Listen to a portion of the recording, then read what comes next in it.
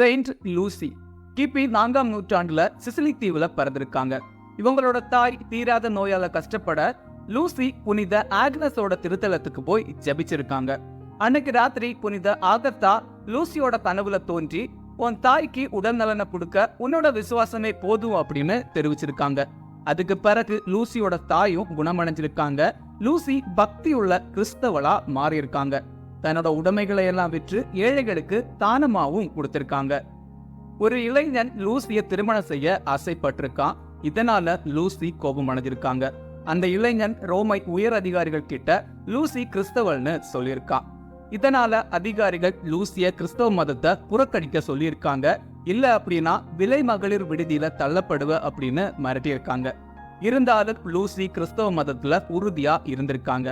1000 ஆண்களும் 50 காடைகளும் சேர்ந்து தள்ளுனதுக்கு பிறகும் லூசி அசையாம அதே இடத்துல உறுதியா நின்னுருக்காங்க. இவங்களை சுற்றிலும் தீ வச்சிருக்காங்க.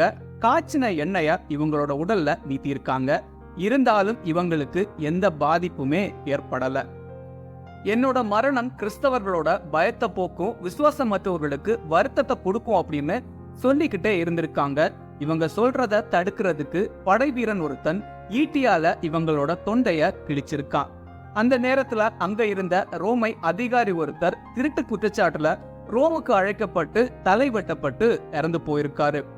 இறுதியா லூசி இறுதி திருவருட்சாதனங்கள் அனைத்தையும் பெற்றதுக்கு பிறகு கிபி 310ஆம் ஆண்டு இறந்து போயிருக்காங்க. டிசம்பர் 13 செயின்ட் லூசியோட ஃபீஸ்ட் டே.